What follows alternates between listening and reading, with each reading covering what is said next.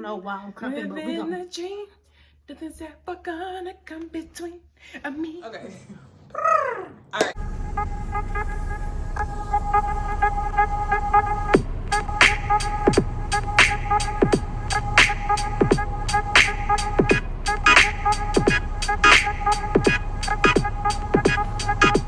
So, hello everybody. Welcome back. I know it's been a very long time since y'all have seen my face, heard my voice. Hopefully you have not forgotten about me. But welcome back to Yana Faith, my YouTube channel. For those of you that don't know, my name is Kayana. Today, as you can tell, I have somebody here with me. It's gonna be such a great time. I hope the Spirit of God is felt throughout this entire video. At the end, if you need any comments, questions, we're gonna leave my information. Definitely reach out. It's gonna be a very conversational video, so stay tuned. But without further ado, I'm gonna let her introduce herself and we're gonna jump right on in. Hello everyone, my name is Lulu. I am, y'all, this is real crazy to say, the creator behind Naturally Crafty by Lulu. And that is actually the Instagram. No, I am glad to be here. Glad to support my beautiful friend Kayana. She know, blessed to even have come this far. And y'all don't know the half. Side note, I really don't think y'all understand how long we've been in each other's lives since 2013. I mean, technically speaking, before that, because we started off on two different teams, but we're all teammates. Yeah. Played against each other in college, and then 2019. Yeah, I moved back to Memphis in 2019. I think 2019. The guy really don't, and it's crazy that this friendship started. One, we started working together, but then two, she got sick, and without a doubt, you would have thought I was her best friend. I was at the hospital. Big facts. She came out of nowhere. I don't know. I can't tell you how, why, what. Well, I can tell you why. I mean, I've always That's loved who her. she is. I'm gonna say I've always loved her, but it was like I was staying at the hospital, and I was like, bringing food. I couldn't even eat, but she was bringing my family food. I was bringing plates. And I'm kind of stingy on Thanksgiving because you don't get that all year. But greens, honestly, and that just goes to show, like, even when you're on strike, God is still, you know, using people. He's still in your life. Even when that's another lesson to talk about, because that's another one. But even when you're on strike because you hit rock bottom, or what you feel like rock bottom is, he still be in your favor, because, but as grateful as I am to have him, I am so grateful to have her. She don't understand. Part of the reason I'm here is because of her.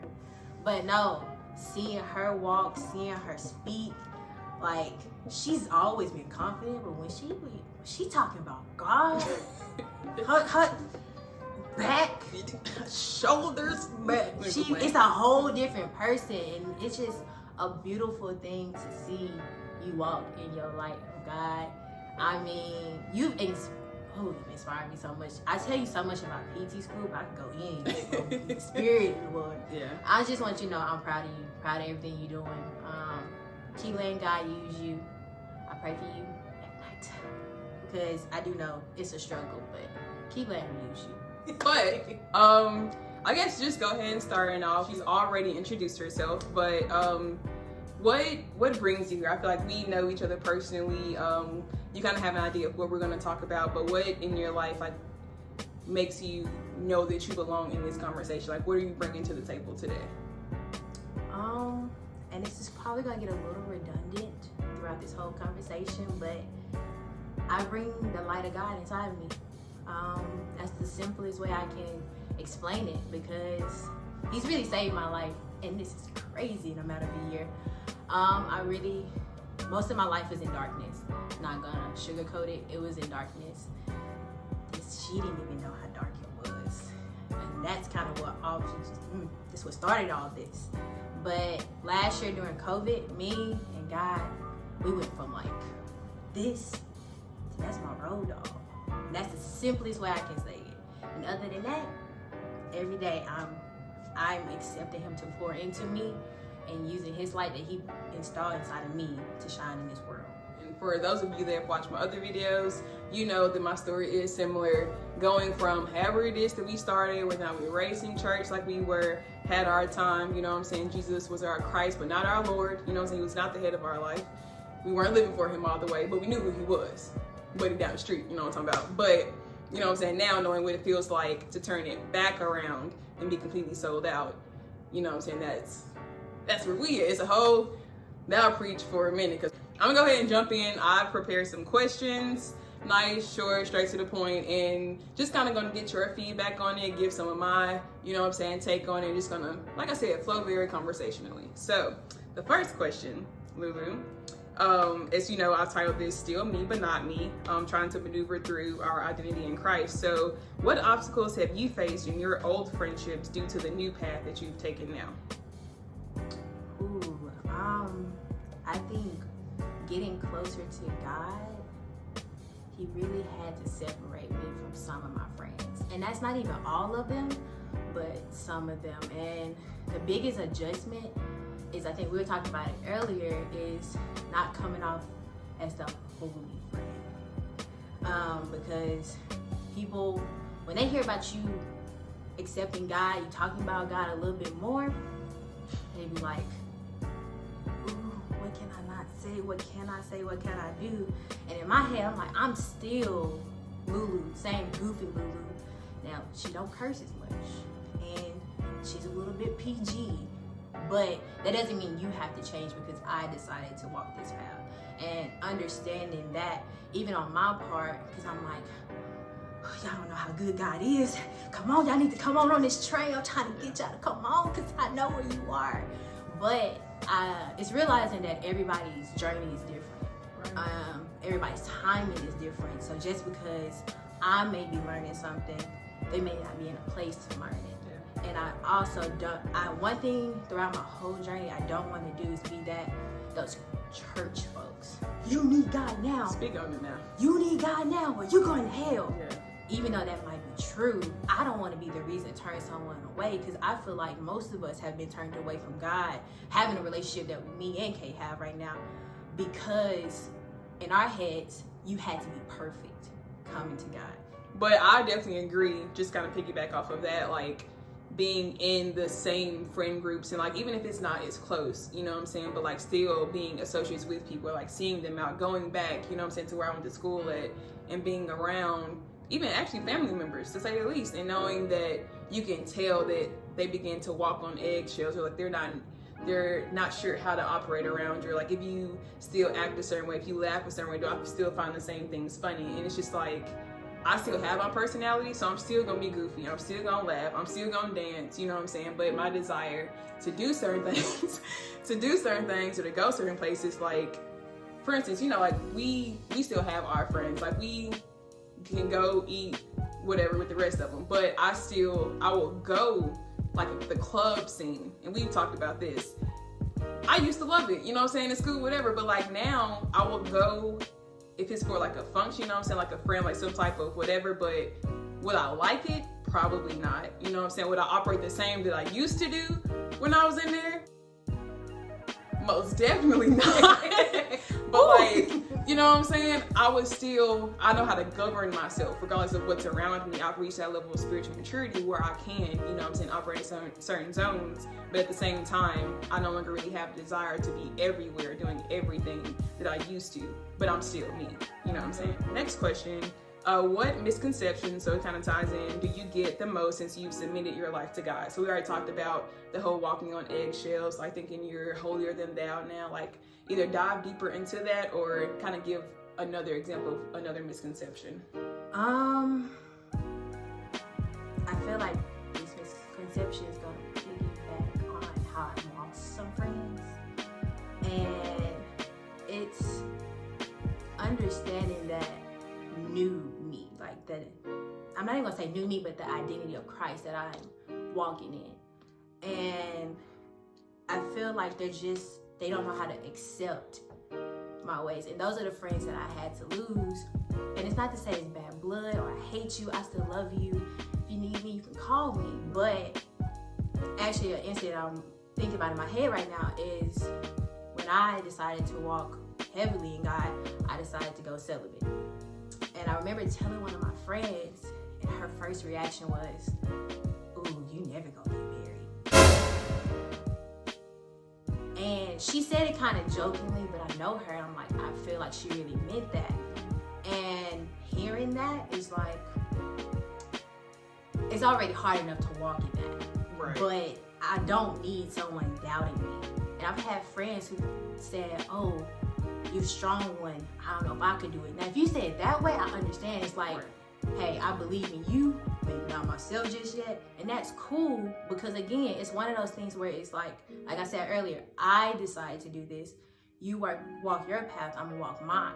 And I feel like we've talked about this in the past where it's like you really want to just carry your friends with you. And you don't want to leave them behind. But also, it's like, are you pulling yourself down by trying to pick them up? And I don't want to be the judgy friend, but I also have to, do my part and call you out on what you're doing wrong, just like I would have done before I even started this walk. Like, you enter a friendship for the truthiness. So I think the main misconception is not wanting people to think I'm judging them because I'm speaking out on things that they want through a Christian way, or I can't think of the right word to say that, but using God in that judgment. Because I know a lot of people feel like, ooh, she's on me a little too hard, or She sound like my mom. she sounds like my mama, and I'm like, or somebody mom. or right, and I'm just like, I'm not trying to be your parent. Yeah. I just don't want to see you keep following the same routine that everyone in our generation is falling into. But another thing that I've come in contact with is like the way that I dress, like the way that I carry myself. Like, granted, like I said, it's not the same as it was before, and like I still govern myself differently as like what I choose to do and the way that I choose to dance, like however you want to look at it. But I think another negative connotation that's been taken with like living for God is like all of a sudden I'm supposed to dress, you know what I'm saying, like very conservative, like showing no skin. I think one of my friends is actually on Instagram, Imani, I'm not sure if I've talked to you about her, but she does makeup, and one of her branding is leading on that. Like, I am still me in my creativity. I can be a fabulous, well-dressed, you know what I'm saying, woman of God without being promiscuous. You know what I'm saying? I think especially in our generation, when we grew up in church, depending on what denomination you were, like that is something that we were always taught, like your skirt needs to come past a certain way, or like cleavage or whatever. I mean, I never had to worry about it. It was something that I was, you know what I'm saying, I was thinking about. But knowing in my mind, like that doesn't necessarily mean my relationship with God. I mean, granted, certain things are still off limits. I ain't gonna be out here wilding because some of these outfits can be, you know what I'm saying? But that's definitely one thing that I've noticed too. Like, I've been expected to be all of a sudden some motherboard type, you know what I'm saying, as if I'm not still 25 years old, I'm gonna let y'all know a secret. We are still humans. Like, we're not perfect just because we're walking in God. If anything, I feel like I get more convicted because I walk through God. Man. Because I make one wrong turn, I'm like, oh my gosh, we gotta get back in line. Lord, please forgive me. I didn't mean to do it. I know I feel like as Christian women, we punish ourselves so hard for the wrong step. And I think that's a misconception on our part is when you get closer to God, you feel like you gotta be perfect, but it's understanding that your imperfections is what make you closer to God. Because it's not you're relying on, it's Him. It is really Him. And that's where we get convicted so hard because He's letting you know, like, it's not you need to lean on, it's me. It is me. And I take so much happiness and joy knowing that I was making the wrong decisions back in the day. Knowing that I got God to come to. And I trust in Him that He's not going to put me in a place that's going to make me fall. I may stumble, but I'm not going to fall. That's what I'm saying. Y'all have to realize we are humans.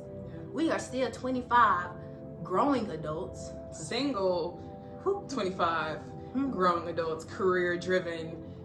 It's a lot in this lane. Yes. Like you said, that was a good point too. Like, not only do we feel like we're being judged by other people, but we're judging ourselves even more harsh because we know where we came from and we know where we don't want to go back to.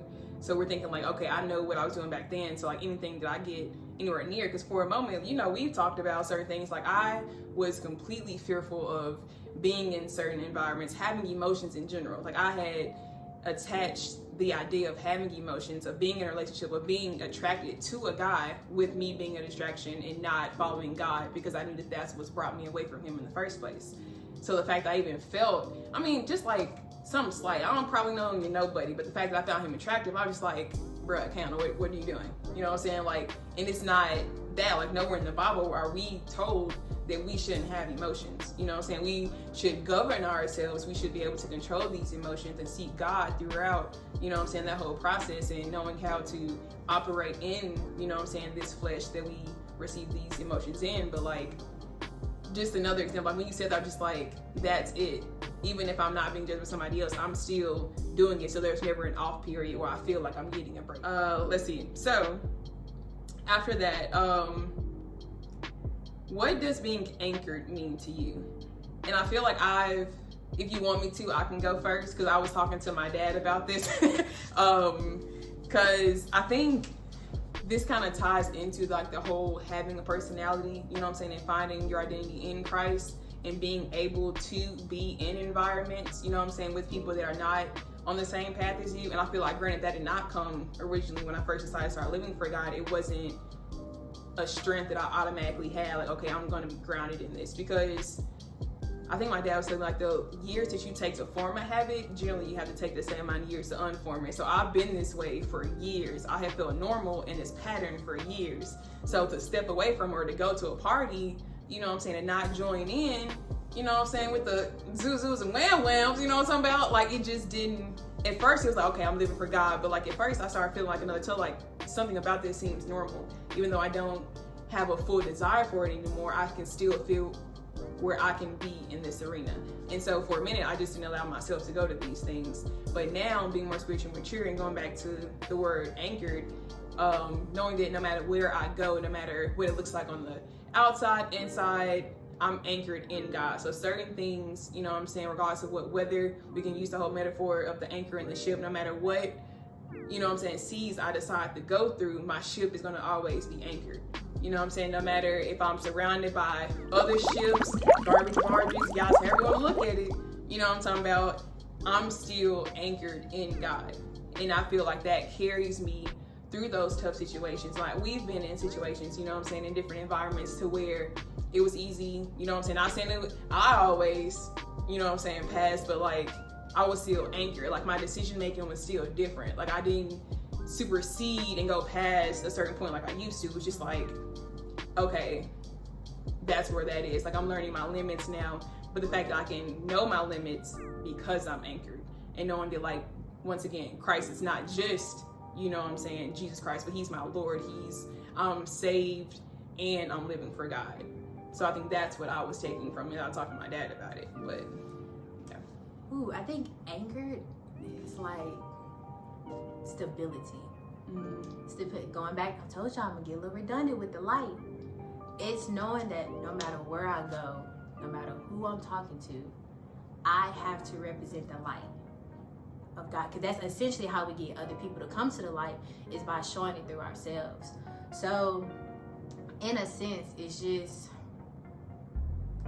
kind of what you're saying, how you have to keep yourself away. I do think God for a season takes us away from things so you can grow in him and slowly push you back out there, so you can take the knowledge that you gain in your season of aloneness with God and be kind of cautious when you go out. When we go to clubs, it's about not getting caught up in your old habits, but still being able to have a good time. Like, I want to dance, but you ain't gonna catch me out there just, I'm not finna be where the cameras is, shawty. Ooh, we know. You're not finna be in the middle. Ooh, we know. Like, ain't it? I still have to remember that I'm a person, but I'm also a servant and a child of God. So no matter where I go, I have to be that light. And also, it's knowing that, you know, Jesus wasn't out there hanging with the rich folks. He wasn't out there hanging with the wealthy or the righteous people. He was with drunkards. He was with the poor. He was bringing those people with him. So who am I to think like, I'm too good to go to a club. My God is my Lord. All I need is him. Going back to the church, folks. Now, I do need him. But I can still take him with wherever I go. Exactly. Now, am I in my head probably the whole time really thinking on what I'm doing? Yes. But still, like, he wants us to go to those places because your light doesn't have to be something you speak about. And honestly, as I'm all last week, people kept telling me, like, I can feel him inside you. And I wasn't doing that, but sitting there like, That's good. smiling. I had a whole conversation with a lady in the sauna telling me how I can feel him in you. He has so much for you to do. And that's just her walking to the room, talking about, I can feel your smile. And that's just, and it's still astonishing. It's like so shocking to me because that's something I pray about before I go to bed. I'm like, Lord, let me shine your light. Let me be your warrior. And to hear someone actually say it before I even say a word, my presence alone brings God into the room. And I have to, just like I said, you just got to remember, like, you're his light. You're his example. No matter where you go, no matter where you are. Yes, you have to govern yourself properly, but you got to bring him on in there, okay? Thank you for tuning in. Once again, I'm Kayana. Lulu. And this is Yana Faith. Like, comment, subscribe, share, follow us on Instagram. Follow both of her pages on Instagram. You know what I'm saying? We're going to put the info down in the you link. hit that like button and subscribe button. If you don't hit it, I will know because God gonna tell me. Girl, hit the bell. We out. Turn your alerts on, bruh. Peace. I'm not going to play with her.